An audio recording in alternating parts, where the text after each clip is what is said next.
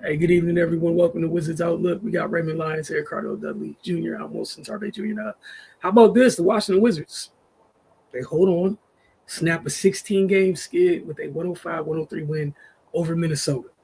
I was talking to Ray before we got on, but Cardell, we'll start with you here. We obviously Minnesota missing a couple key pieces.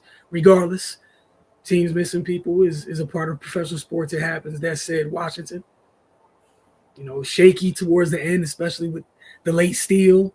Had to hold on and hope for a miss. That said, beggars can't be choosers. They got a W to snap that horrific 16-game win streak. So start with you and then Ray. A big night from Kyle Kuzma. Let's call it what it is. Had a monster. It was the second quarter. Had like 18 in a quarter or whatnot. That kind of just sustained the energy that the Wizards started off with, where it was like, okay, we got a chance. If they had any doubts, that kind of killed it because he was efficient. 31 to 8, 13 to 24, 5 or 10 from deep. He went crazy in that quarter, but overall, the Wizards played a little bit better. Let's just call it what it is. Shot the ball a little bit better, defended better. You know what I mean? Kuz wasn't alone. Jordan Poole, 19, 4 and 3. Had some key defensive plays. It's not often we say that down the stretch. The block on Conley, late when he had a layup, late in the fourth quarter or whatnot. Rotation over. The tough lay-in when they on the break. When they got the steal, I think Keyshawn got the steal, passed the head, and McDaniels was right there, and he finished over McDaniels, which is tough. Well, he got the goaltender call, but nonetheless, it was still he got it to the glass.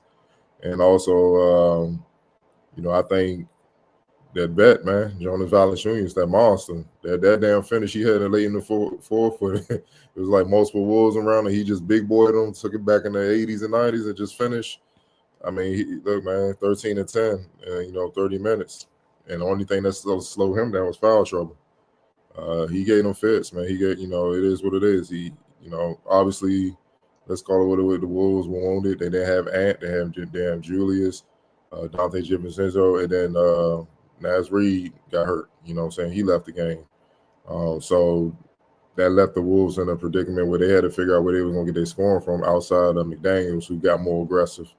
You know what I mean? And, guys try to step up. Rudy Gobert had 16 and 4 assists. But, Mike Conley, he had 16, but it wasn't an efficient, 16. They just couldn't match overall what the Wizards brought from the starting lineup who carried the load. I think I saw somewhere when Naz Reid went out, I think they said that was 70 on average. That was 70 of the Wolves' points that went out. That's hard to recover, man. That's just hard. And you also got to think about, well, basically your top 4 leading scorers is gone. Who do you go to outside? The only one that's left that starts, and that's McDaniels. You see what I'm saying? Like, where you going to find it from? And now you're searching, and you got guys in positions that they never quite been in before. You know what I'm saying? This level. And the Wizards, look, man, credit to them. They took advantage, as you should do. They're desperate for a win. The Wolves' problems ain't their problems, just like their problems ain't been nobody else's problems. They coming in, other teams coming in here stomping them, and they did what they had to do. But the 20-9 fast breaks thing, that's something that we don't normally see, and that's just another reminder of the Wolves' lack of defense without those 4 guys overall. You know what I'm saying? Because look, the Wizards as a team shot 45%. 45% from deep. Normally, we're seeing that from the other side against the Wizards, and they turn that around and hit the Wolves with that. Meanwhile, the Wolves look like how the Wizards normally look: 40% from the field, 30% from deep, and like I said, a big part of that was trying to find the right rotation, trying to find the right lineup that can summon some offense and play well together. Because I'm pretty sure they didn't anticipate coming in with maybe the 3, but when Naz went out, I'm pretty sure they was looking at Naz and McDaniels to carry the load offensively, and then Rudy pick up off of that. When Naz went out, that's a lot of points. That's a blow. And now it's like, who's going to step up, man? Certain guys in spurts stepped up, but it wasn't enough. They needed more, you know what I mean, obviously. So And man, credit to the Wizards, man. They got the job done, broke the streak, much needed win. See if they can carry that momentum into the next game. Right.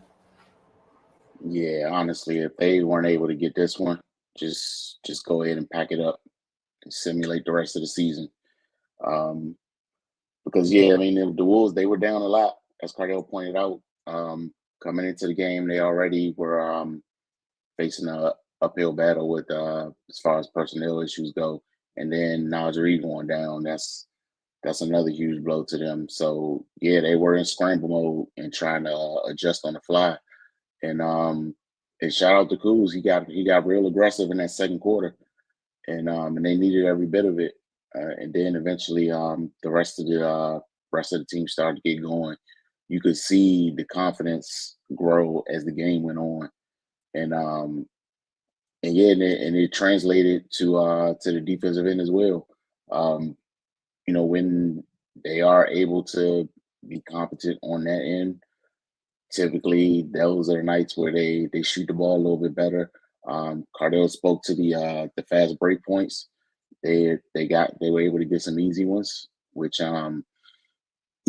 which helped them as well. So yeah, man, they did what they had to do. Um, they avoided they avoided making the wrong kind of history, so yeah, I'm sure they were looking to come into this game with some type of energy and aggression, and they did, and they kept it up. So yeah, Valanciunas was huge. He was just being big, which which they need, especially dealing with somebody like Gobert. He was able to. I'm sure that wears on you having to deal with Valanciunas' big body for the entire game, and they was giving him the ball and putting him in positions where we could do something with it. So and Kuz and Poole, these are the games that the Wizards need from them. If they can manage to do this more often, then I think it's safe to assume that the results will be better.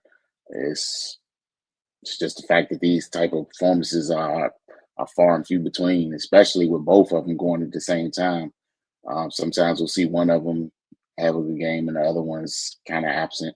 Um, but yeah, when they're both going, it's adds another dimension to the team, and guys are able to feed off that. So yeah, just glad to see one in the win column.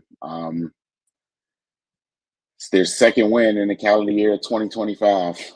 Okay. They got to string something together, man. Yeah, I don't even know how to follow up the second win of 2025 part of this, but yeah, it was the second 16 game losing streak of this season, and I guess at least it didn't get to 17. But like you guys said, it would have been horrible to discuss the other scenario. I'm gonna leave it right there with all the things you listed. That, like Cardell, I had that tweet highlighted. I just couldn't get to it yet. About the 70% of their offense not being available. You have to leave this game with the W. No matter how, you know what I'm saying. At this point, coming to this game with 6 wins, style points is irrelevant. However you do it, does not matter. But you had to leave this game with a W. So for that, job well done. You left this game with a dub, because that's a whole nother heightened level to a horrible conversation that's been had all year. If you drop this game to essentially Jaden McDaniels and the rest of the Wolves, where, like you said, Cardo, they were literally searching for 2 quarters trying to figure out their offense after Nas went out. Because at least you knew, like, Nas is on the floor enough for the Wolves. He's a big enough piece where they could play through Nas at times. At least you had Nas and Jaden. That's tough. You're asking for Dillingham, Conley at this stage of his career to carry. That's a lot to ask. Playing through Gobert, like literally having to. That's not the what Wolves were constructed to do. And like you guys said about with JV, hey man, vets matter. Vets matter. JV was using this one. I know it didn't show on the stat sheet too much with Brogdon, but it was just having him back. It was good to see him back out there. If we see him all throughout this year, regardless of what the the box score numbers might say, his impact has been consistent, where there's a sense of calm with them that this team sorely needs at times when he's available. But yeah, JV was huge tonight. I thought Bilal was really solid too, and credit to Kuzma and Poole, deservedly so. Hold them accountable for when they're falling short. Give them credit when they do their jobs.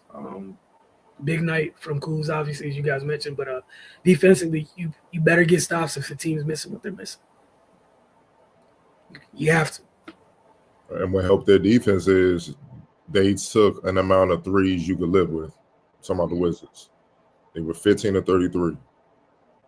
That 33 threes for them is ideal if you're hitting them at a good rate, and they were. You know what I'm saying? They shot almost 50% as a team. Normally, that thing in the 40s, but the makes are in single digits. That's how you shoot yourself to a loss. So the fact that they had more discipline with their shot selection, it pays off, you know, and it helps your defense because you're not always in transition mode trying to get back, and you're not lost trying to figure out pointing to who you're trying to get, because naturally every coach teaches you stop the ball first. Well, if Jonas is the first one back, you know what I'm saying, he stopped the ball. It's a mismatch now, and you know what I'm saying. So but normally you see that type of stuff happen when you take a bad shot. You know what I'm saying? But when you take a shot within the flow, everybody gets back on their assigned man within the flow, and then you can stand back. You have a better chance defensively again to stop, man. So all that ties into one another, man. And you know, just think about it. They won by 2 with all that going wrong for the Wolves. If they had the same shot selection from deep that we've been seeing most of the season, they probably lose by double digits tonight to this team, the way as wounded as the Wolves were. And then, like you said, we having a whole nother conversation. And, you know, the advice to the Wizards players would be just stay off everything. Just talk to your loved ones. Don't go on the computer. It's gym and phone calls. And that's it. Because you don't want to hear what people got to say after that, man. Hell, it's been bad after the loss to the Lakers. It was bad. Trust me.